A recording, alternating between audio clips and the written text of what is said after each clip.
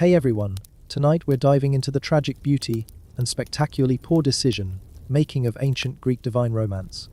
So before we settle in, hit that like button if you're here for gods behaving badly, and let me know in the comments what your worst relationship mistake was, though I guarantee it wasn't. Magically imprison my boyfriend in eternal sleep. Now grab something warm to drink. Maybe light a candle for that mystical atmosphere, and let's explore how a moon goddess turned true love into the ultimate cosmic horror story. Because nothing says romance quite like removing someone's ability to consent to their own existence. Welcome to ancient Greece, where the gods had commitment issues, daddy complexes, and a disturbing tendency to turn mortals into various forms of plant life when romantically inconvenienced. Among this pantheon of divine dysfunction sat Selene, goddess of the moon, who managed to combine breathtaking beauty with the emotional stability of a caffeinated teenager. She was the kind of deity who could light up the night sky with her radiance while simultaneously making decisions that would make a soap opera writer weep with joy. Selene wasn't your typical stay-at-home goddess content to weave tapestries and judge beauty contests. Oh no, she had a job to do, and that job involved hitching up a chariot pulled by two magnificent white horses, or sometimes winged bulls depending on her mood and the astronomical requirements of the evening, and dragging the moon across the heavens every single night. Rain or shine, apocalypse or garden party, Selene showed up for work with the dedication of a postal worker and the flair of a Broadway performer. But let's back up a bit, shall we? Selene's origin story reads like a Greek tragedy written by someone with excellent taste in celestial lighting. She was born to the Titans Hyperion and Theia, which in ancient Greek family dynamics meant she inherited both spectacular cosmic powers and the kind of complicated relationship with authority figures that would keep therapists busy for millennia. Her siblings were Helios, god of the sun, and Eus, goddess of the dawn. Together, they formed the ultimate dysfunctional family business, taking shifts to keep the sky properly illuminated while nursing grudges that dated back to the literal beginning of time. Hyperion, her father, was one of those old, school titans who believed in hard work, cosmic responsibility, and the importance of maintaining proper celestial schedules. He taught his children that their duties to humanity were sacred, that mortals depended on their consistency, and that showing up late for your shift could literally throw the world into chaos. This was sound parenting advice, if you ignored the part where Titan family reunions typically ended with someone getting imprisoned in Tartarus or transformed into a constellation. Theia, her mother, was the tightness of sight and shining light, which meant Selene inherited not just the ability to illuminate the darkness, but also an appreciation for dramatic entrances and the kind of otherworldly beauty that made mortals spontaneously compose poetry. From Theia came Selene's silver glow, her crown of lunar crescents, and her unfortunate tendency to fall hopelessly in love with men who were either completely inappropriate, utterly unavailable, or both. Growing up in this family meant Selene learned early that cosmic responsibility came with cosmic drama.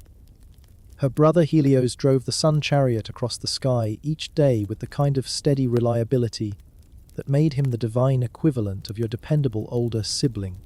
He showed up on time, followed his route precisely, and rarely caused international incidents, unless you count that unfortunate business with Phaethon. But we'll get to family scandals later. Her sister Eus painted the dawn with rosy fingers every morning, which sounds poetic until you realize she had a habit of kidnapping attractive young men and keeping them as lovers until she got bored. Eus was like that friend who always has a new boyfriend and insists each one is the one, while everyone else starts a betting pool on how long it will last. But Selene was different. Where Helios was steady and Eus was flighty, Selene was intense. She didn't just drive across the sky, she made it an event. Mortals would stop what they were doing to watch her silver chariot arc across the heavens, pulled by horses whose manes flowed like liquid moonlight. She wore flowing robes that caught the stellar winds, a crown that gleamed with the soft light of pearls, and carried herself with the kind of ethereal grace that made other goddesses wonder if they should update their wardrobes. Her nightly journey wasn't just transportation, it was performance art. Selene would rise in the east like a silver flame, casting her gentle light across sleeping cities and lovers' meetings, illuminating night, blooming flowers, and the secret activities of cats. She turned the ordinary darkness into something magical, something full of possibility and mystery. Under her light, ordinary mortals felt they could become heroes, lovers felt their passion intensified, and poets felt the divine muse whispering in their ears. But being the goddess of the moon came with challenges that her solar, powered brother never had to face. The sun was consistent, predictable, reliable as sunrise itself. The moon waxed and waned, appeared and disappeared, played hide and seek behind clouds, and generally behaved like the moody teenager of celestial bodies. Selene had to match her moods to her phases, growing stronger as she waxed toward full, then gradually fading as she waned toward new. It was like being a cosmic barometer of divine emotion, and frankly, it was exhausting. The job itself was physically demanding in ways that modern mortals, with their electric lights and digital clocks, could barely comprehend. Every night, Selene had to harness her horses, check her chariot for wear and tear from the previous evening's journey, plot her course across the heavens while accounting for seasonal changes and the occasional divine family drama that might require route adjustments, and then spend 8 to 12 hours driving across the sky while maintaining perfect composure and celestial radiance. And the horses! Oh, the horses were magnificent but temperamental. These weren't your ordinary earthbound steeds content with oats and the occasional sugar cube. These were divine animals who fed on starlight and ambrosia, who could fly through space without breaking a sweat, and who had opinions about everything from the weather to Selene's choice in lovers. On a good night, they would prance and dance across the heavens, their hoofbeats creating shooting stars and their manes streaming silver fire behind them. On a bad night, they would argue with each other, refuse to maintain altitude, and occasionally stop mid-flight to graze on passing comets. Their names were Lampon and Erephile, though Selene often called them by less flattering nicknames when they were being particularly difficult. Lampon was the steady one, reliable but prone to melancholy. He would sometimes slow down when flying over battlefields or scenes of great sorrow, as if trying to offer what comfort he could to the suffering below. Erephile was the spirited one, eager and quick, but with a tendency to show off. She would attempt complicated aerial maneuvers that looked spectacular, but occasionally resulted in the moon appearing to wobble in the sky, which really upset the astronomers. Together, they formed a team that could carry Selene and her moon across the heavens night after night, year after year, century after century. But managing them required a combination of divine authority, maternal patience, and occasional bribery with premium celestial hay. The chariot itself was a work of art that would have made the finest craftsman weep with envy. Forged by the Cyclopes during one of their more artistic periods, it was made of silver so pure it seemed to glow with its own inner light. The wheels were inscribed with phases of the moon, the body decorated with constellations, and the entire vehicle designed to be both functional and breathtakingly beautiful. It had to be, because millions of eyes would be watching it cross the sky every single night. But the real magic wasn't in the chariot or the horses. It was in Selene herself. She had the power to control the tides, to influence the growth of plants, to affect the behavior of animals, and to touch the dreams of sleeping mortals. Farmers planned their crops by her phases, sailors navigated by her light, and lovers made their assignations under her silver glow. She was connected to the natural world in ways that even other nature deities envied. Plants would grow more lush under her full light. Night, blooming flowers would open only for her, and certain magical herbs would only reach their full potency when harvested during specific lunar phases. Animals were deeply attuned to her presence. Wolves would howl their devotion to her. Cats would become more mysterious and aloof during her dark phase, and sea creatures would dance in the moonlight reflected on the waves. But perhaps most importantly, Selene had dominion over the realm of dreams and the subconscious. When mortals slept under her light, their dreams would become more vivid, more meaningful, more prophetic. She could visit them in their sleep, offering guidance, inspiration, or simply a moment of divine comfort to those who were suffering. This wasn't a power she used lightly. Entering mortal dreams was intimate work that required great care and wisdom. Unfortunately, wisdom was not always Selene's strongest quality, especially when it came to matters of the heart. The trouble began, as these stories often do, with a single moment of divine distraction. Selene was making her usual nightly journey across the sky, her horses prancing through the star-scattered darkness, when she happened to glance down at the earth below. This was nothing unusual.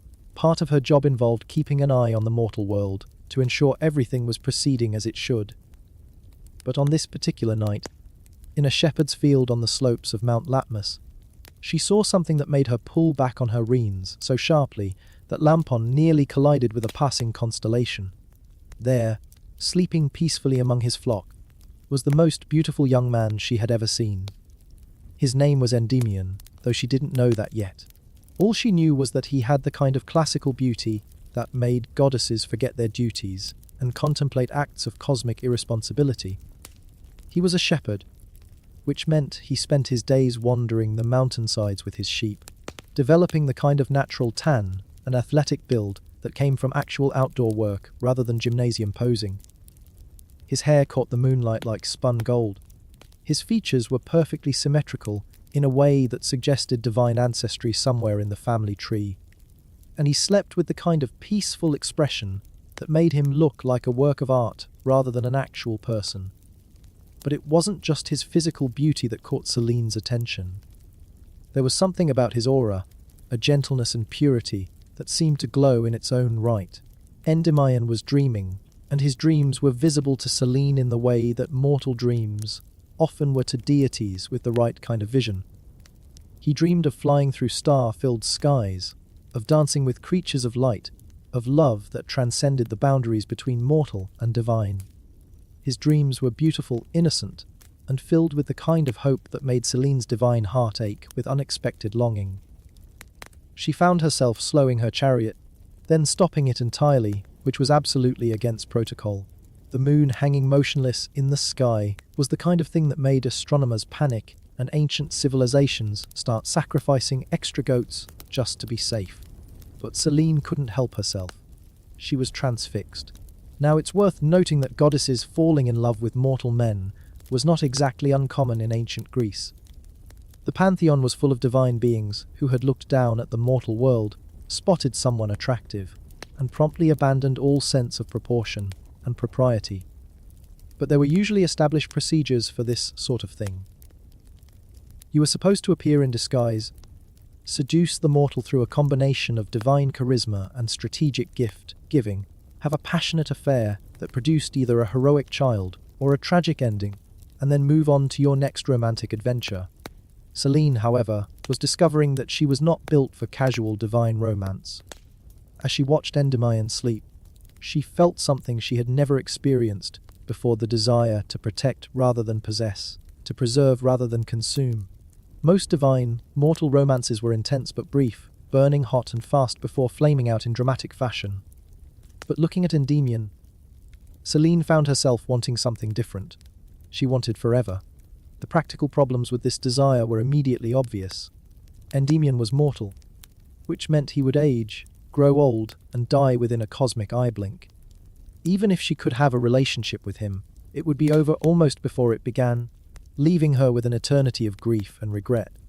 The usual divine solution to this problem was to simply not get too attached, to treat mortal lovers as beautiful, but temporary distractions rather than serious romantic investments.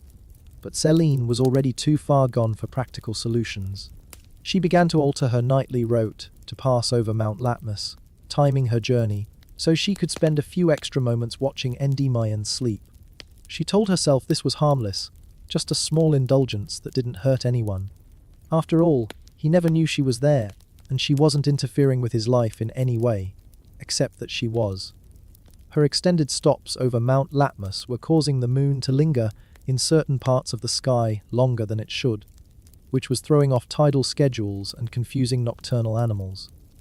Fishermen who depended on tidal patterns for their livelihood found their nets empty because the fish were behaving unpredictably. Night, blooming plants were opening and closing at the wrong times. Even the werewolves were getting confused about their transformation schedules.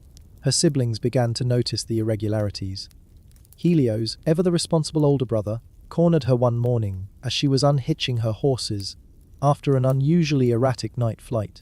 "Selena," he said with the kind of patient tone that Big Brother's perfect over millennia, "your orbital patterns have been inconsistent lately.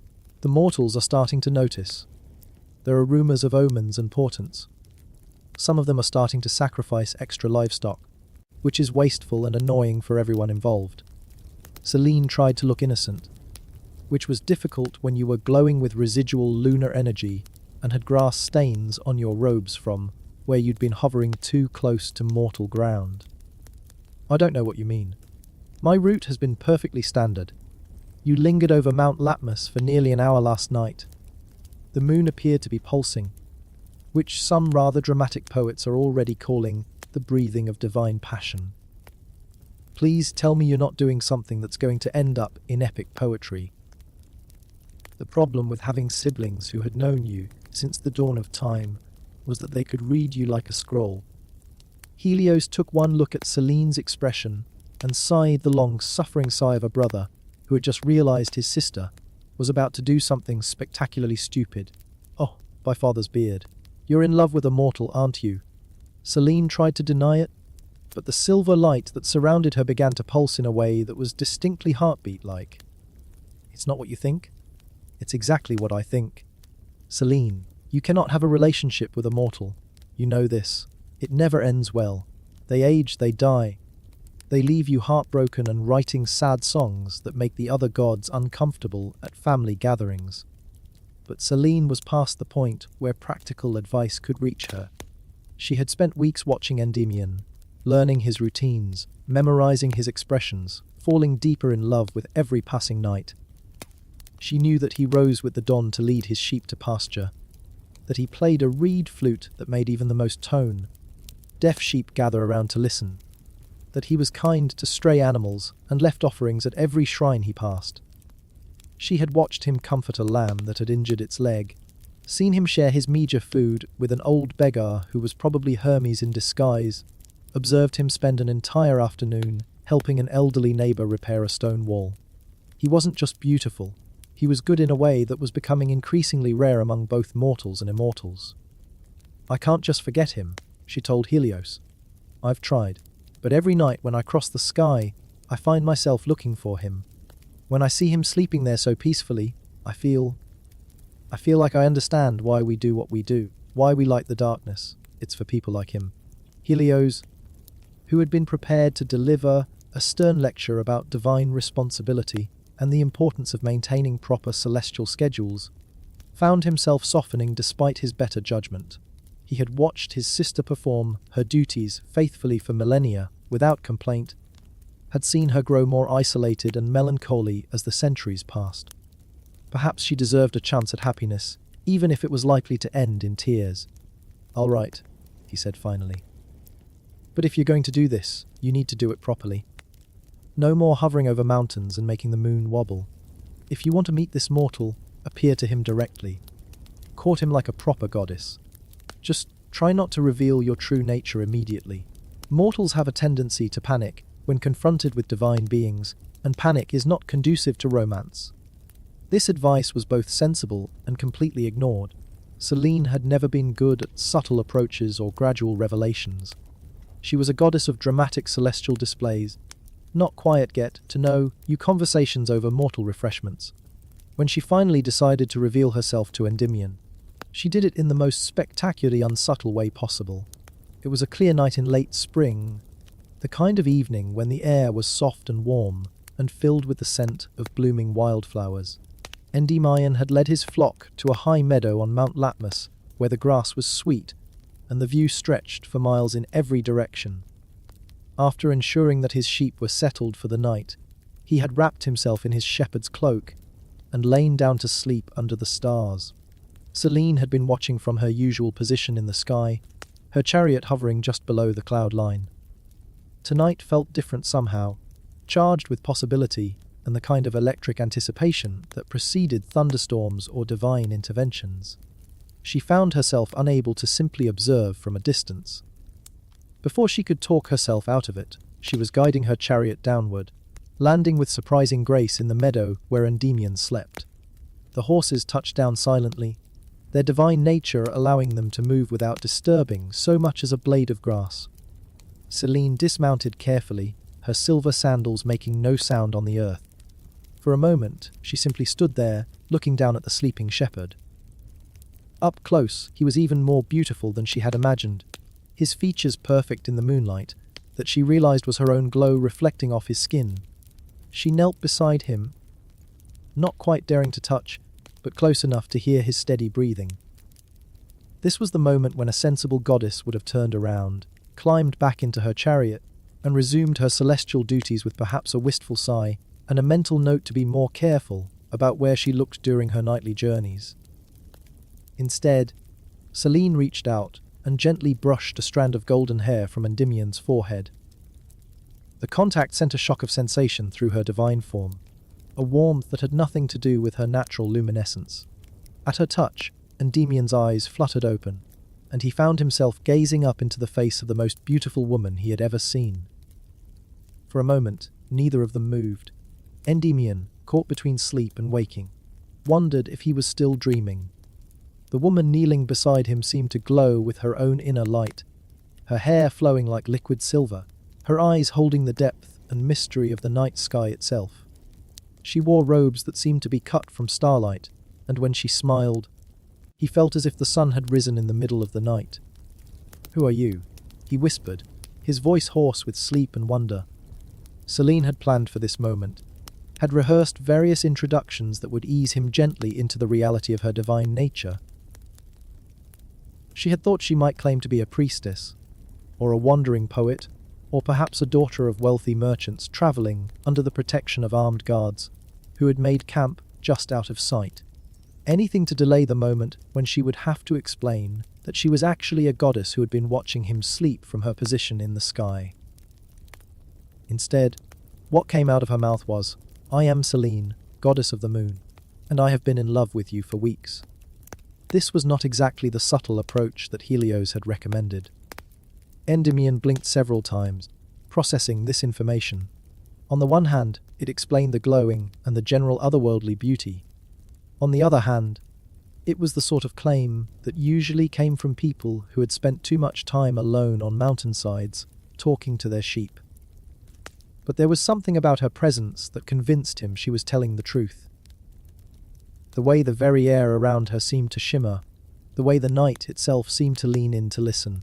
When she spoke, the way his sheep had all lifted their heads to gaze at her with the kind of reverent attention they usually reserved for excellent grass. "You're really a goddess?"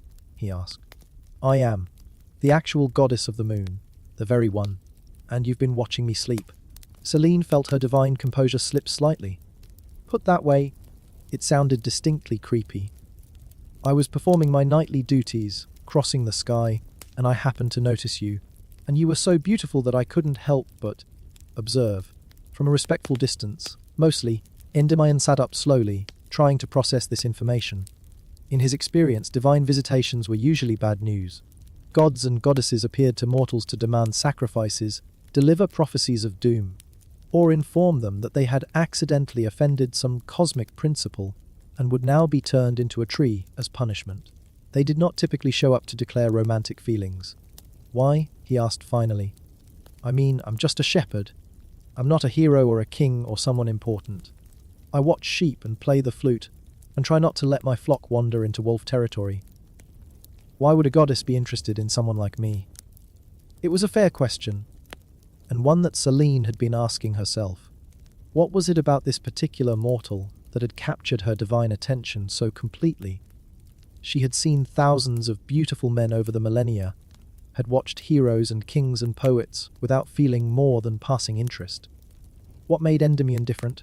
"Because," she said slowly, working out the answer as she spoke, "when I look down at the mortal world, I usually see ambition and conflict, and people struggling against each other for power or wealth or glory. But when I look at you, I see peace. I see someone who is content with his life, who finds joy in simple things, who treats every living creature with kindness. You make the world seem like a better place just by existing in it." It was the most honest thing she had ever said, and it surprised her as much as it did him. Endymion stared at her for a long moment, then slowly reached out to touch her hand. Her skin was warm despite her moonlight glow, and definitely real. "What happens now?" he asked. It was another excellent question, and one for which Selene had no good answer. Divine mortal romances had a notoriously poor track record. Either the mortal was driven mad by exposure to divine power, or they were transformed into something non-human as a side effect of prolonged contact with godhood, or they aged and died while their immortal lover remained eternally young, or the relationship was discovered by other gods who disapproved and decided to intervene in creative and usually unpleasant ways. "I don't know," Selene admitted. "I've never done anything like this before." "Well," Endymion said with the kind of practical wisdom that came from a lifetime of solving problems as they arose, "maybe we should start with something simple. Would you like to sit with me for a while? We could watch the stars and talk." It was such an ordinary, mortal suggestion that Selene almost laughed. Here she was, a goddess of immense power, who controlled the tides and influenced the dreams of millions, and he was inviting her to sit and chat, as if she were a neighbor who had stopped by for a visit. But there was something deeply appealing about the idea of doing something normal, something human. She settled herself beside him on the grassy slope, her luminous robe spreading around her like a pool of liquid moonlight. For the first time in millennia, she turned her attention away from her cosmic duties and focused entirely on the present moment. Her horses, well trained in the art of divine patience, began to graze contentedly nearby, their silver manes catching the starlight. They talked until dawn approached, and Selene realized with a start that she had spent the entire night sitting in a meadow instead of crossing the sky. This was going to cause all sorts of astronomical complications, and probably result in some very confused roosters, but for once she didn't care. She had learned that Endymion came from a family of shepherds, that he had trained under his grandfather to read weather patterns and seasonal changes, that he could identify every constellation and knew the stories behind most of them. He told her about his life on the mountain, about the challenges of protecting sheep from wolves and weather, about the satisfaction of watching lambs grow strong and healthy. He spoke about the changing seasons, about how the same meadow could look completely different from month to month as different flowers bloomed and faded. He described the music he played on his reed flute, simple melodies that seemed to calm both sheep and shepherds during long, lonely nights. In return, Selene found herself talking about things she had never discussed with anyone. She told him about the weight of cosmic responsibility, about how it felt to know that millions of people depended on her appearance each night, about the loneliness of spending eternity crossing an empty sky with only her horses for company. She described the beauty of seeing the earth from above, how cities looked like clusters of fireflies, how mountains and rivers created patterns that mortals could never fully appreciate from ground level. They discovered that they shared a love of music, though Selene's divine songs could influence weather patterns and mortal emotions, while Endymion's flute playing was mainly effective on sheep, and the occasional romantic mood. They both appreciated the beauty of growing things, though Selene's influence helped plants flourish, while Endymion's expertise was limited to finding the best grazing areas for his flock. As the first hints of dawn began to lighten the eastern horizon, Selene knew she had to leave. Helios would be preparing for his own journey across the sky, and someone had to be responsible for making sure the celestial schedule didn't fall apart completely. But she found herself reluctant to go, unwilling to break this perfect moment of connection. "Will I see you again?" Endymion asked as she rose gracefully to her feet. "Would you like to?" "Very much." "Then yes," she promised. "Tomorrow night? I'll come to you here." She called to her horses, who lifted their heads from their grazing and trotted over to be harnessed to the chariot. As she prepared to depart, Endymion caught her hand. "Selene," he said softly, "thank you for tonight, for talking with me, for trusting me with who you really are. I know this isn't ordinary, but I'm glad it's happening." The simple sincerity of his words nearly undid her divine composure entirely. She leaned down and kissed his forehead gently, a blessing that would protect him from harm and ensure that his dreams were sweet. Then she climbed into her chariot and guided her horses into the sky. leaving behind a faint trail of silver light and the lingering scent of night, blooming jasmine. Endymion watched until she disappeared into the fading darkness, then lay back down on the grass with a smile that stayed with him until well after sunrise. He had absolutely no idea what he had gotten himself into, but for the first time in his peaceful, predictable life, he was looking forward to finding out. Their courtship, if it could be called that, continued for weeks. Every night, Selene would complete her scheduled journey across the sky, then return to Mount Latmus where Endymion would be waiting with his flock. They would spend the hours before dawn talking, walking through the mountain meadows, sharing stories and dreams, and the kind of quiet intimacy that develops between two people who have found something unexpected and precious. Selene began to understand why mortals treasured their brief lives so intensely. When you knew that your time was limited, every moment became more vivid, more meaningful. Every conversation felt important because there might not be infinite opportunities for more. Every touch, every smile, every shared laugh carried weight that immortal beings, with their endless centuries, could barely comprehend. For Endymion, falling in love with a goddess was both the most natural thing in the world and the most surreal. Natural because Selene, despite her divine nature, was kind and funny and genuinely interested in his thoughts and feelings. Surreal because she could make flowers bloom with a touch, could call down shooting stars to write messages in the sky, could illuminate the entire mountainside with her presence when her emotions ran high. She was learning to control her power around him, keeping her natural luminescence dim enough that he wouldn't be blinded, moderating her divine aura so he wouldn't be overwhelmed. But sometimes, when she laughed or when he said something particularly sweet, her light would flare involuntarily, turning the night meadow into something that looked like a scene from a dream. The sheep, meanwhile, had adjusted to their shepherd's divine girlfriend with the pragmatic acceptance that sheep brought to most situations. As long as the grass was good and no wolves appeared, they were content to graze peacefully while their human consorted with cosmic entities. If anything, they seemed to approve of Selene. Her presence made the nights warmer and the grass grow more lush, and occasionally she would pet them with hands that left their wool shimmering with starlight for days afterward. But their happiness couldn't last forever. Divine, mortal romances never did. The problem wasn't interference from other gods, though several Olympians had begun to notice Selene's increasingly erratic behavior. It wasn't jealousy from spurned lovers, though there were whispers among the minor deities about the moon goddess's latest fascination. It wasn't even the usual complications that arose when immortal beings tried to maintain relationships with creatures whose lifespans could be measured in mere decades. The problem was time itself. Every night that Selene spent with Endymion was a night closer to his inevitable aging and death. Every morning, when she returned to her celestial duties, she could see the subtle changes that mortal time wrought on his form. A line around his eyes that hadn't been there the week before. A slight stiffness in his movements after a long day on the mountainside.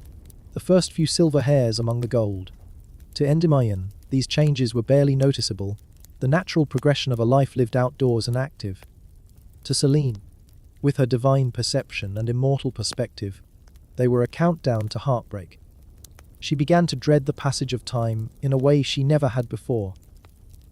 Each night brought them closer to the moment, when she would have to watch the man she loved grow old and die, while she remained eternally young and eternally alone.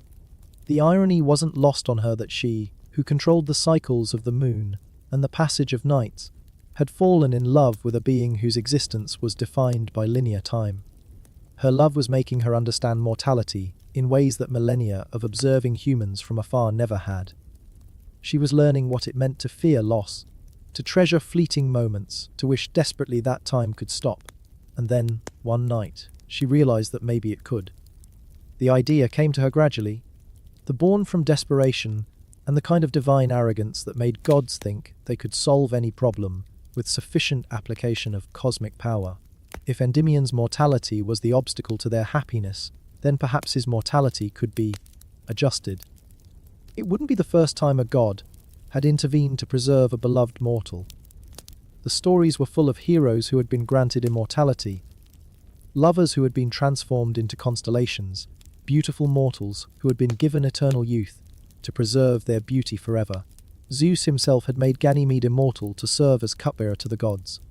Surely Selene, as a Titan-born goddess with considerable power over natural cycles, could find a way to preserve the man she loved. The more she thought about it, the more feasible it seemed. She had influence over sleep and dreams, over the natural rhythms that governed mortal life.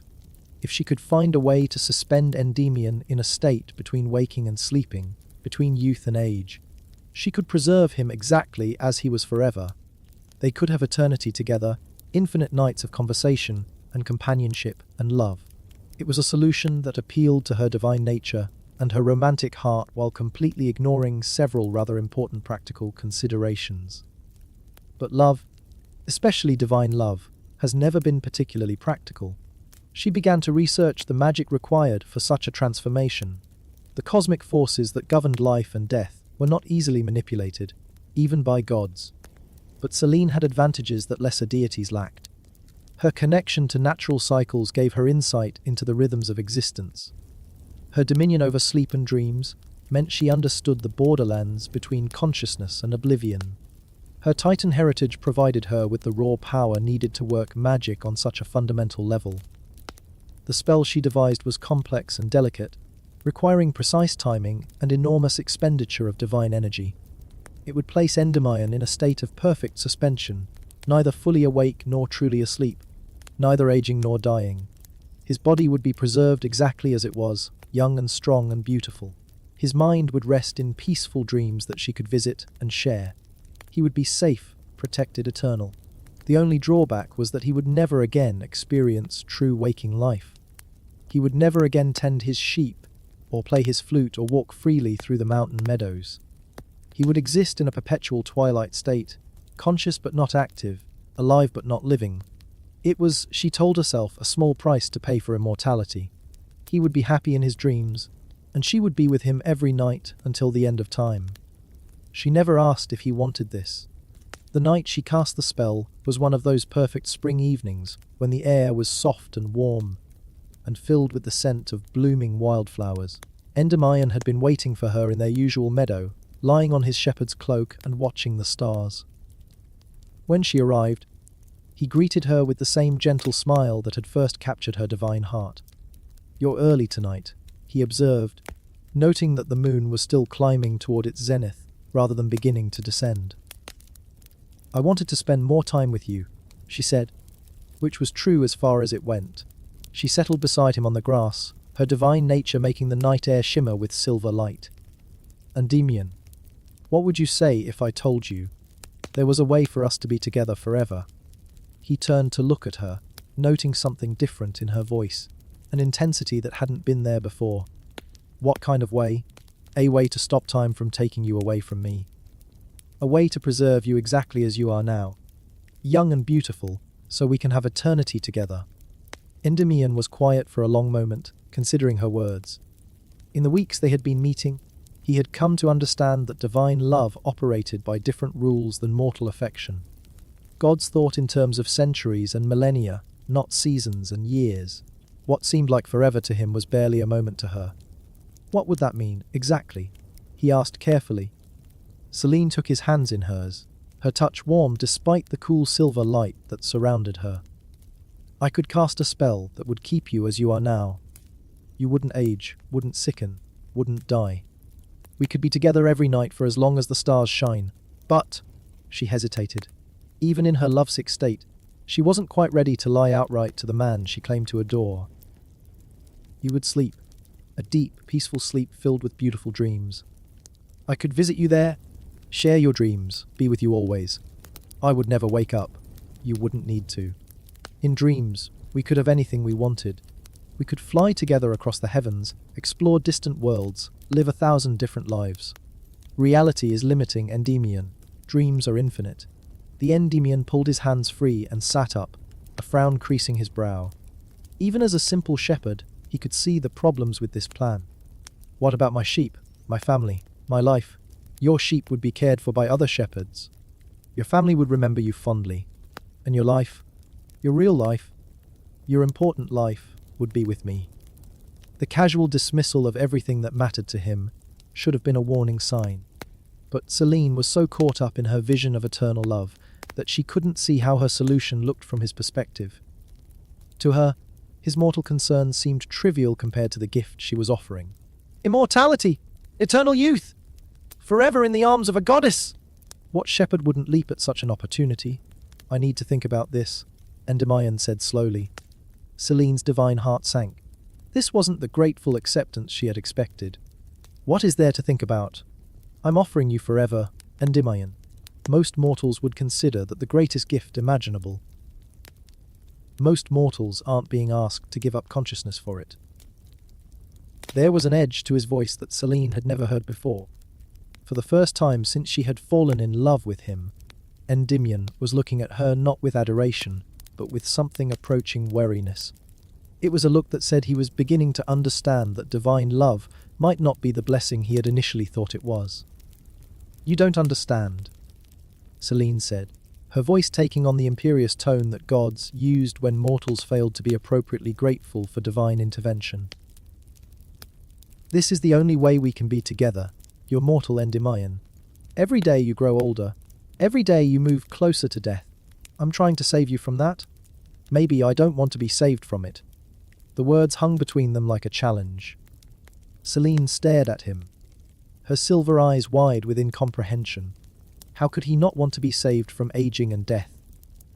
How could he prefer a brief mortal life to an eternity with her? You don't mean that, she said finally. You're just frightened. Change is always frightening, even when it's for the better. But Endymion was shaking his head. Selene, I care for you deeply. These weeks with you have been the happiest of my life. But what you're describing isn't life. It's existence without living. It's giving up everything I am to become something else entirely. You would still be you. Would I? A man who never wakes, never acts, never makes choices or faces challenges or grows or changes. That doesn't sound like me. That sounds like a beautiful statue that dreams. Selene felt panic rising in her divine chest. This conversation was not going the way she had planned. Endymion was supposed to understand, to be grateful, to accept her gift with joy. He wasn't supposed to question it, or worse, reject it. You're being foolish, she said, her voice sharpening. I'm a goddess, Endymion. I know what's best. It was exactly the wrong thing to say. Endymion stood up, putting distance between them, and for the first time since she had revealed herself to him, he looked at her with something approaching anger. Do you? Because from where I stand, it looks like you've decided what you want, and you're trying to convince me that it's what I want too. But you haven't asked me what I want. You haven't asked me what would make me happy. You've just assumed that eternal sleep with you is better than a mortal life without you. Selene rose as well, her divine nature causing her to tower over him, even though she had always tried to appear at a mortal scale when they were together. Her light flared involuntarily, turning the peaceful meadow into something that looked more like a stage set for divine judgment than a lover's meeting place. And what do you want? She asked, her voice carrying harmonics that made the very air vibrate. To grow old, to become weak and grey and bent with age, to die and leave me alone for eternity. I want to live, Endymion said simply. Really live. I want to wake up every morning and choose what to do with my day. I want to face whatever challenges come my way. I want to grow and change and maybe make mistakes and learn from them. I want to love you while I'm awake and aware, not just in dreams. That's not possible. You're mortal. Then maybe that's what I choose to be. The words hit Selene like a physical blow. In all her planning, in all her research into the magic needed to preserve him, she had never considered that he might choose mortality over immortality with her. It seemed inconceivable. What mortal would choose death over eternal love with a goddess? Apparently, this one. You would rather die than be with me forever, she asked, and her voice carried the kind of divine hurt that made flowers wilt and night creatures hide. I would rather live a short, real life with you than a long, false one, Endymion replied. If you love me, truly love me, then love me as I am. Mortal, temporary, flawed. Don't try to change me into something else. For a moment, Selene wavered. She could see the sincerity in his eyes, could hear the genuine emotion in his voice. Part of her recognized the truth in what he was saying, understood that real love meant accepting someone as they were rather than trying to transform them into what you wanted them to be. But the larger part of her, the divine part that was used to reshaping reality to suit her desires, couldn't accept it. She was a goddess. She had the power to grant immortality, to preserve beauty, to stop time itself. How could she simply stand by and watch the man she loved age and die when she had the ability to prevent it? "I can't," she whispered. "I can't watch you die, Endymion. I can't spend eternity knowing I could have saved you and chose not to." "Then you don't love me," he said quietly. "You love the idea of me, or the way I make you feel, or the story you've created in your mind about what we could be together. But you don't love me enough to respect my choices." It was the cruelest thing anyone had ever said to her, made more cruel by the fact that it contained an uncomfortable grain of truth. Selene felt her divine composure cracking, felt rage and hurt and desperate love swirling together into something that made the night air crackle with energy. "Fine," she said, her voice carrying the terrible authority of divine decree. "If you won't choose eternity with me willingly, then I'll make the choice for you." Before Endymion could react, before he could protest or flee, or even fully understand what she intended, Selene raised her hands and spoke the words of the spell she had prepared. Power flowed from her like silver fire, wrapping around Endymion in coils of luminous energy. He had time for one startled cry, one look of betrayal that would haunt her for millennia, and then the magic took hold. He crumpled to the ground as if his bones had suddenly turned to water. His eyes fluttered closed, his breathing slowed, and the expression of anger and hurt faded from his features, replaced by the peaceful serenity of deep sleep. The spell settled around him like a blanket, preserving him exactly as he was in that moment, young, beautiful, and eternally dreaming. Selene stood over his sleeping form, tears of liquid moonlight streaming down her divine cheeks. She had won. She had preserved the man she loved, saved him from mortality, granted him eternal youth and beauty. They could be together forever now, just as she had planned.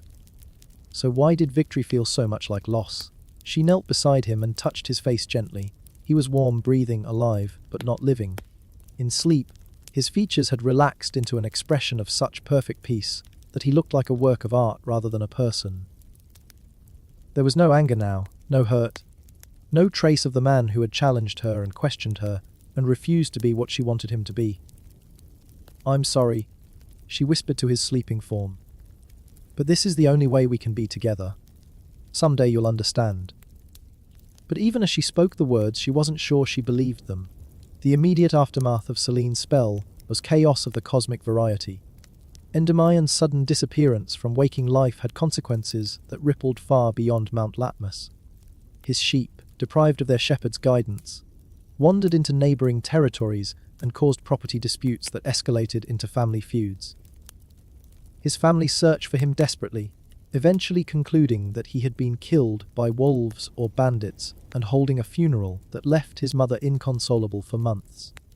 The other gods began to notice that something was seriously wrong with Selene's behavior.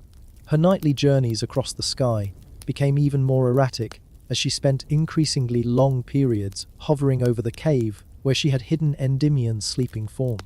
The moon would appear to pulse and flicker, causing tides to behave unpredictably and nocturnal animals to lose track of their natural rhythms. Artemis, goddess of the hunt, and one of the few deities who had always gotten along reasonably well with Selene, was the first to investigate.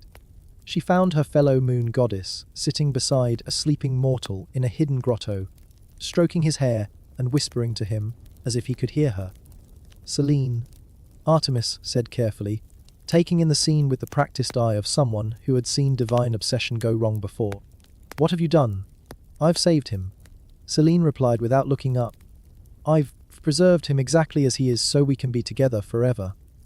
Artemis studied the sleeping Endymion, noting the unnatural stillness of his form, the way his chest rose and fell with mechanical regularity, the complete absence of the small movements and expressions that marked natural sleep. This wasn't rest, it was suspension. Does he want to be saved? The question hit Selene like an arrow to the heart.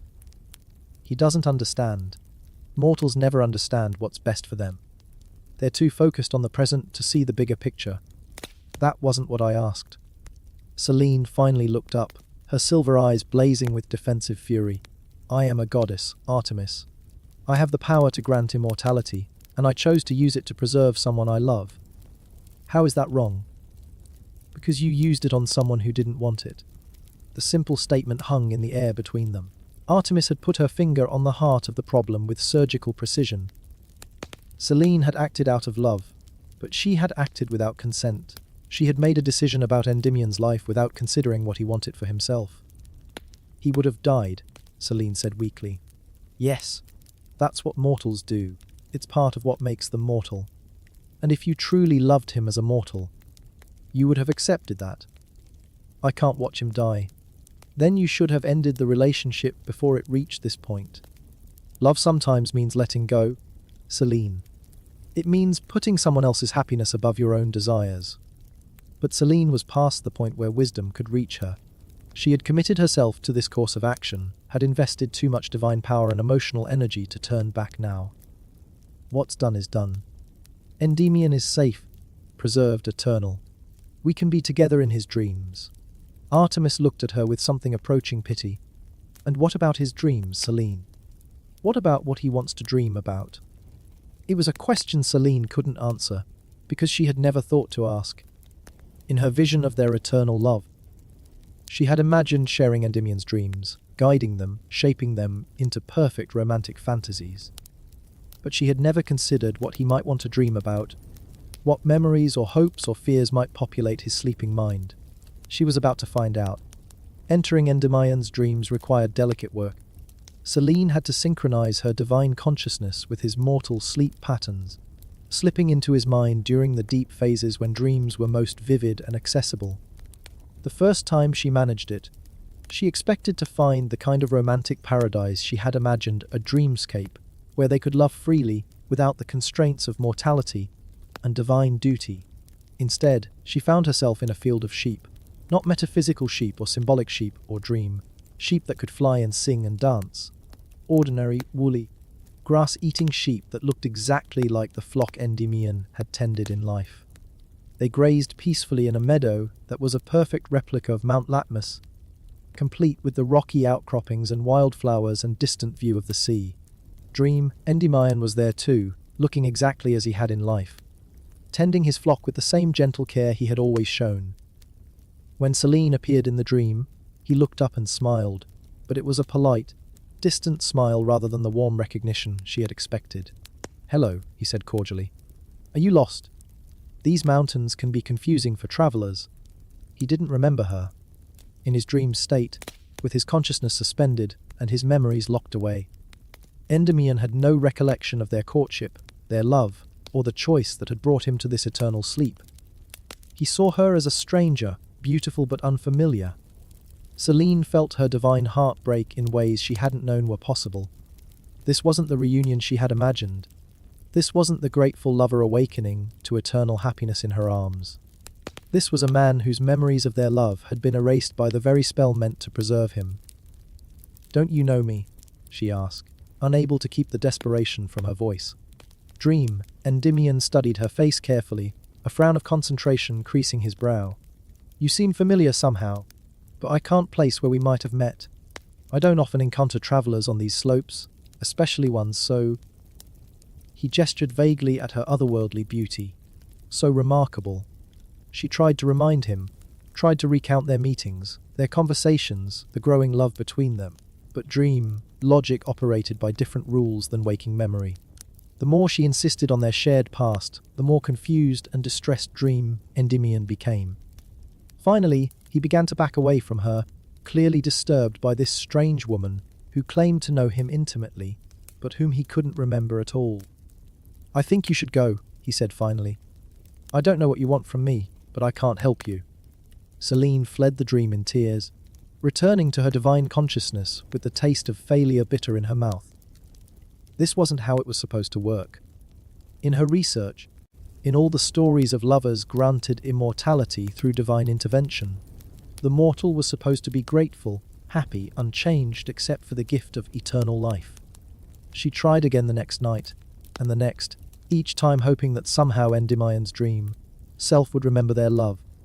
But the spell that preserved his body had apparently locked away his waking memories, leaving only the deepest, most fundamental parts of his personality intact. Dream Endymion was kind, gentle, devoted to his flock, but he was also essentially alone, isolated in a perfect replica of his former life, with no memory of connection to anything beyond the boundaries of his own dreaming mind. Sometimes Selene would try to create new romantic scenarios within the dream, conjuring moonlit dances or walks through flower-filled meadows.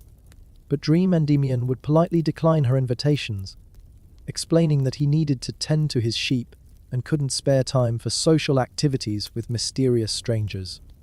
Other times she would attempt to reveal her true nature, hoping that the knowledge of her divinity would unlock his memories or at least inspire some recognition. But Dream Endymion would simply nod politely and suggest that perhaps she was thinking of someone else, as he had never knowingly met any goddesses. The cruelest irony was that in his dreams, Endymion was perfectly happy. He had his sheep, his music, his peaceful mountain meadows, and no awareness that anything was missing from his existence. He didn't pine for her, didn't yearn for companionship, didn't seem to suffer from the isolation that was driving her to desperation. He was content in his small, safe, endlessly repeating dream world. It was Selene who suffered. Every night she would complete her celestial duties, and then descend to sit beside Endymion's sleeping form, stroking his hair and whispering apologies he couldn't hear. Every night, she would enter his dreams and try desperately to connect with him, only to be treated as a polite stranger. Every night, she would return to her divine consciousness more heartbroken than before. The other gods began to notice her deteriorating condition.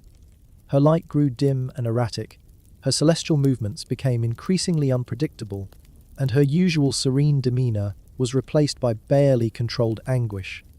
Even the mortals could see that something was wrong with the moon. Poets wrote verses about the weeping moon and the silver sorrow of the night sky. Sailors reported that moonlight had taken on a melancholy quality that made even the most cheerful crew members feel inexplicably sad. Helios, her brother, tried repeatedly to intervention. "Selene, this has to stop. You're making yourself ill, and you're disrupting the natural order. The moon is supposed to be a source of gentle, consistent light, not a cosmic display of personal anguish." "I can't leave him," Selene would reply. "He needs me. He doesn't even know you exist. And meanwhile, you're neglecting your duties to millions of mortals who depend on you." But Selene was beyond reasoning with. She had invested so much of herself in this relationship, had sacrificed so much to preserve it, that admitting it had been a mistake felt impossible.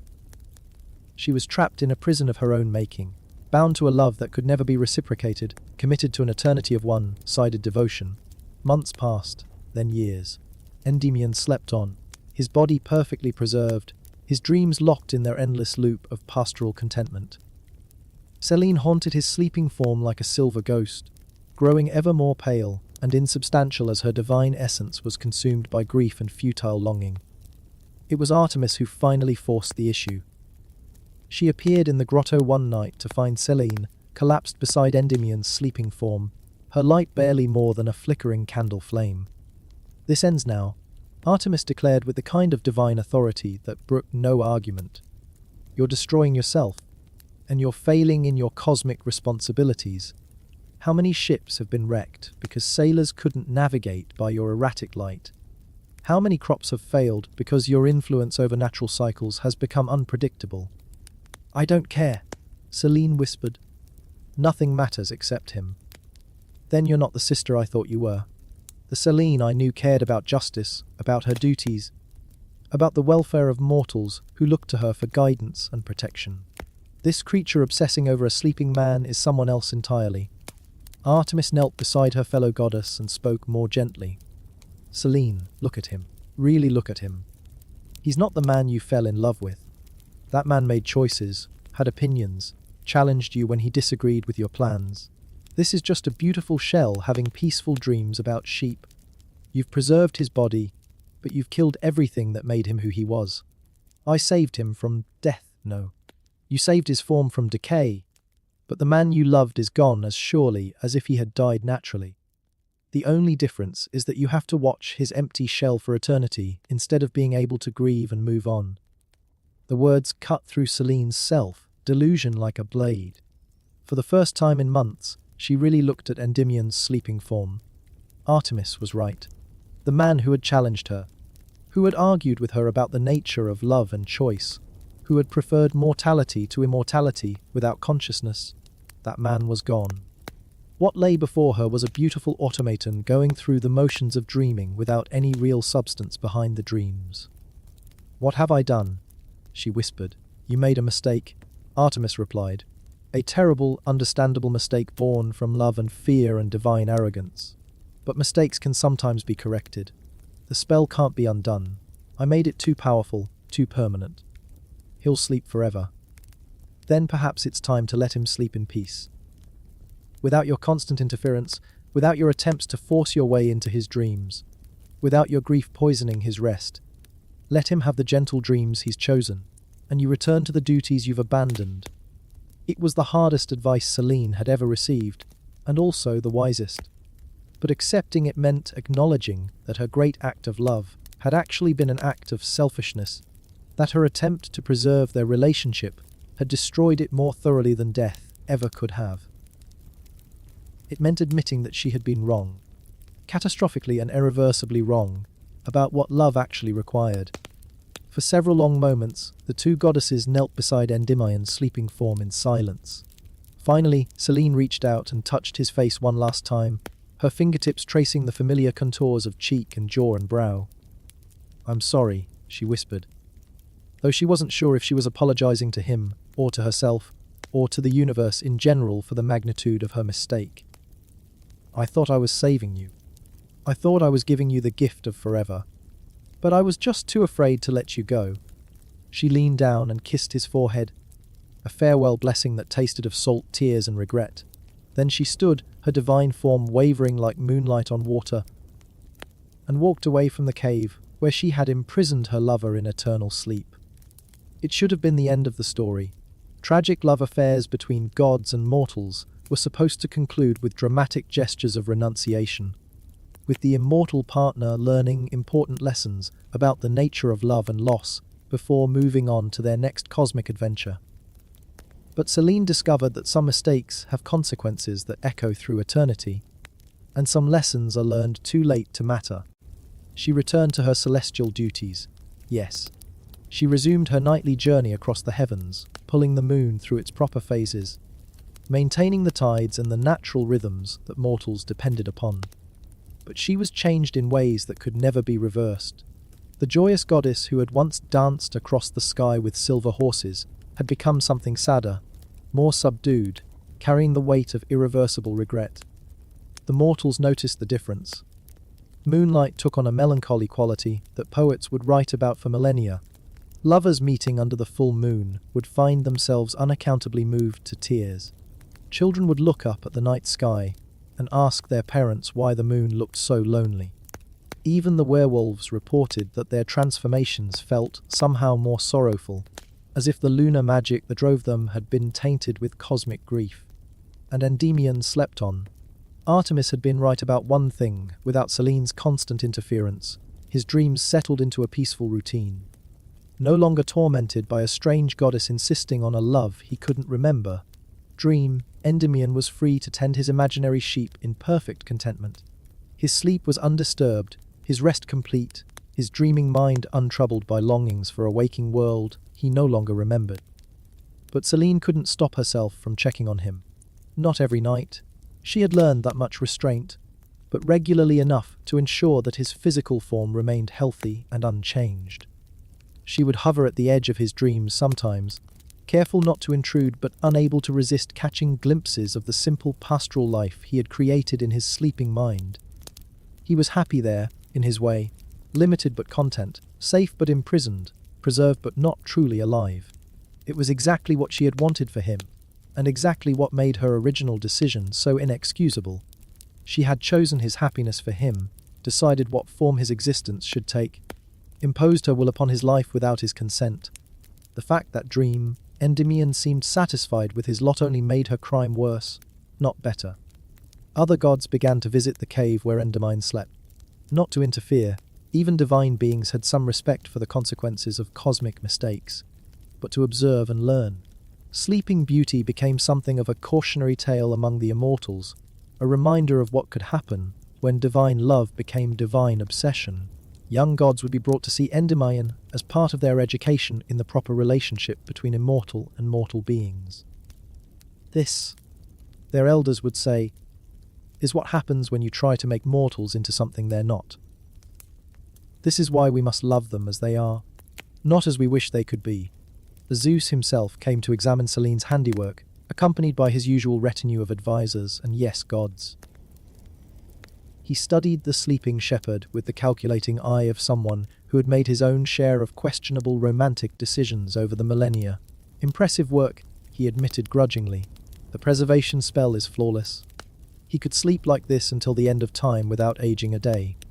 Is that supposed to be a compliment? Artemis asked dryly. It's an acknowledgement of power skillfully applied, even if the application was questionable. Still, it does raise some interesting possibilities. Think of the mortals we could preserve this way, the heroes and artists and philosophers whose talents deserve immortality. Think of the horror, Artemis countered, of an existence without choice, without growth, without the possibility of change or learning, or becoming something more than you were.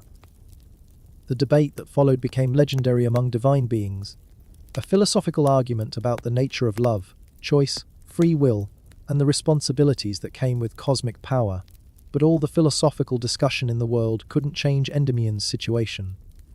He slept on, beautiful and peaceful, and utterly removed from any possibility of waking life. Years turned to decades, decades to centuries.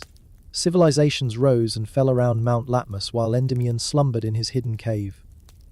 The Greece that had produced him faded into history, replaced by Romans, then Byzantines, then Ottomans, then modern nations with modern technologies and modern understanding of the cosmos. But the gods endured, as did their mistakes. Selene continued her nightly journey across the heavens, watching over a world that changed and evolved, while she remained locked in an eternal pattern of duty and regret. She saw empires crumble and new ones rise, watched humanity develop writing and philosophy, and science and art, observed as mortals slowly began to understand the true nature of the cosmos they inhabited. Sometimes mortals would rediscover the cave where Endymion slept. Usually they were shepherds or hunters who stumbled across the hidden grotto and found the impossibly preserved young man lying in peaceful repose. Word would spread of the Sleeping Beauty on Mount Latmus, and for a while pilgrims would come to see the miracle, leaving offerings and prayers and touching his hands in hopes of waking him. But Selene's spell was too powerful to be broken by mortal intervention. Endymion slept through the touch of curious hands, the sound of prayers and songs, even the occasional attempt by well-meaning visitors to wake him with traditional methods like true love's kiss. Nothing could penetrate the divine magic that held him suspended between waking and sleeping, between life and death, between mortal existence and immortal preservation. Selene watched these mortal attempts at intervention with a mixture of hope and dread. Part of her secretly wished that some pure-hearted human might succeed where she had failed, might find a way to wake Endymion and restore him to true life. But a larger part of her feared what would happen if he did wake. Would he remember their love? Would he forgive her betrayal? Would he be grateful for immortality or furious about his stolen mortality? Or worse, would he wake to find himself utterly alone, separated from his own time by centuries, everyone he had ever known long dead, his world transformed beyond recognition? What kind of mercy would that be? The questions tormented her through the long centuries, adding layers of complexity to an already unbearable situation. She began to understand why the fates had made it impossible for gods to undo the fundamental changes they wrought in mortal lives. Some mistakes were too large to correct, too permanent to reverse, too cosmic in scope to be fixed by regret and good intentions. And yet she couldn't stop herself from hoping. The hope took different forms over the centuries. Sometimes she would research new magic, looking for spells that might counteract her original working without destroying Endymion in the process. Sometimes she would pray to powers even greater than herself, begging for intervention or guidance or simply forgiveness. Sometimes she would simply sit beside his sleeping form and tell him about the changing world, about the marvels mortals had achieved, about the love she still carried for him despite everything. He never responded, of course. His breathing remained steady, his face peaceful, his body perfectly preserved in the moment of his enchantment. But Selene continued her vigil anyway, because it was the only connection to him she had left, the only way she could express the love that had caused so much damage. Other mortals began to discover the story through various means. Poets would dream of the sleeping shepherd and wake to write verses about eternal love and divine obsession. Historians would find references to Selene and Endymion in ancient texts and try to piece together the truth behind the myths. Artists would paint and sculpt interpretations of the sleeping beauty, each adding their own understanding to the growing legend. But the story they told was usually romanticized, cleaned up for public consumption. In their version, Endymion had chosen eternal sleep to be with his beloved goddess. Selene's betrayal of his trust became a mutual decision. Her violation of his autonomy became a willing sacrifice for love. The poets found it easier to write about star-crossed lovers choosing forever over mortality than about divine obsession destroying the very thing it claimed to preserve. Selene read these romanticized versions of their story with a mixture of bitterness and relief. Bitter because they obscured the truth of what she had done, the magnitude of her mistake and its consequences. Relieved because at least Endymion's memory was being honored, even if the honor was based on a fundamental misunderstanding of what had actually transpired. She began to understand why myths and legends bore so little resemblance to the messy, complicated truth of divine mortal interactions. Mortals needed their stories to have meaning, to teach lessons about love and sacrifice and the triumph of devotion over adversity. The actual truth, that sometimes love was selfish, that good intentions could lead to terrible outcomes, that even gods could make irreversible mistakes, was too disturbing for popular consumption. But Selene knew the truth, and she carried it with her through every night of her eternal duty. She became a goddess of regret as much as moonlight, of lessons learned too late as much as romantic love. Her light took on qualities that spoke to anyone who had ever made a terrible mistake in the name of love, who had ever tried to control someone they cared about, who had ever discovered that the road to damnation was indeed paved with the very best of intentions. The moral of her story, if it could be said to have one, was more complex than the usual divine myths. It wasn't simply about the dangers of loving mortals, or the futility of trying to change someone, or the importance of accepting loss. It was about the fundamental difference between love and possession, between caring for someone and controlling them, between wanting someone to be happy and deciding what should make them happy. It was about the devastating discovery that sometimes the worst thing you can do to someone is give them exactly what you think they need. Selene learned these lessons night after night, century after century, as she crossed the sky above a world that continued to change and grow while she remained locked in patterns of duty and regret. She learned them perfectly, completely, irrevocably. She just learned them far too late to matter, and still Endymion slept, beautiful and peaceful and eternally dreaming of sheep, while the goddess who loved him enough to destroy him continued her lonely journey across the heavens, carrying the weight of irrevocable choices and the bitter wisdom that comes from understanding the true cost of getting exactly what you thought you wanted. The centuries rolled on, bringing changes that even Selene, with her divine perspective, found remarkable. Mortals learned to fly, to speak across vast distances, to heal diseases that had once been considered divine punishment. They split atoms and mapped genomes and sent messages to the stars. They became, in many ways, more godlike than the gods themselves, wielding powers that would have seemed like pure magic to the shepherds of Endymion's era. But through all these changes, the fundamental questions remained the same. What did it mean to love someone? How could care become control? When did protection become imprisonment? These were the questions that Selene wrestled with during her nightly journeys, the philosophical puzzles that had no easy answers and no comfortable resolutions. Sometimes she wondered what Endymion would make of the modern world, if he could wake to see it. Would he be amazed by the technologies that had replaced divine magic in so many areas? Would he understand the complex ethical frameworks that modern humans had developed around consent and autonomy? Would he forgive her if he could see how much she had learned, how deeply she regretted her choices? The questions were academic, of course. Endymion would never wake, never see the changed world, never have the opportunity to forgive or condemn or simply move on with his existence. He was locked forever in the pastoral dreams of a bygone era, as removed from modern reality, as if he had died in truth rather than merely in agency. But the questions mattered to Selene, because they were all she had left. They were her penance, her continuing education in the proper relationship between divine power and mortal autonomy. Every night, as she crossed the sky, she thought about choices and consequences, about love and possession, about the terrible responsibility that came with the ability to impose your will upon another being.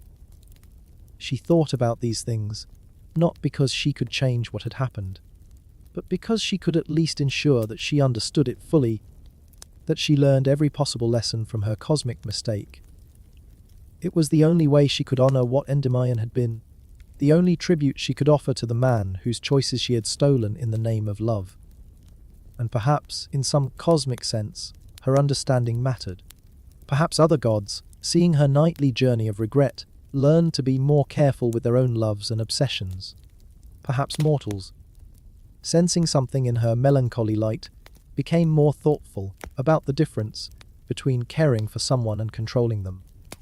Perhaps Endymion's sacrifice, unwilling though it was, had meaning beyond the personal tragedy of two beings who loved each other badly.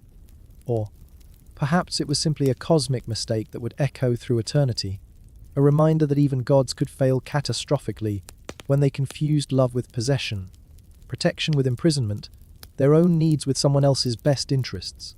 Either way, Selene continued her journey across the night sky, carrying her regret like a second moon, illuminating the world with light that carried within it all the complexity of love gone wrong.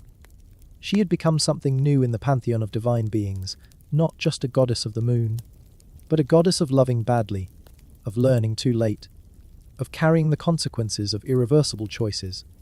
It wasn't the immortality she had planned for herself when she fell in love with a sleeping shepherd, but it was, perhaps, the immortality she deserved, and in his cave on Mount Latmus Endymion slept on, dreaming of sheep and meadows and a simple life that had been perfect precisely because it was temporary, precious precisely because it was fragile, meaningful precisely because it was chosen rather than imposed. In his dreams, he was still free, still mortal, still capable of growing and changing and making his own mistakes. It was more than he had been granted in waking life, and less than he deserved. But it was all that remained of the love between a goddess and a shepherd, a love that had been real and deep and ultimately destructive, a love that proved once and for all that good intentions were no guarantee of good outcomes. And that's sometimes the cruelest thing you could do to someone exactly what you thought they needed most. The story had no ending because some stories don't. Some mistakes are too large to be corrected, some regrets too deep to be resolved, some loves too complicated to be reduced to simple moral lessons. All that remained was the nightly journey of a goddess across the star-filled sky, carrying her burden of understanding and regret, illuminating the world with light that had learned, far too late, the true meaning of love and the devastating cost of confusing it with possession. And perhaps that was enough. Perhaps the journey itself, the eternal carrying of consequences, the nightly reminder of love's complexity and power and potential for both creation and destruction, was its own form of meaning. Perhaps Selene's regret was as valuable as her light, her understanding as important as her beauty, her hard-won wisdom as significant as her original power. Perhaps even gods could serve as cautionary tales, reminders that love without respect was possession, care without consent was control, and that sometimes the most loving thing you could do for someone was let them go, even when letting go meant losing them forever. The moon continued its ancient path across the heavens, constant and faithful, and forever changed by a love that had been both genuine and catastrophic.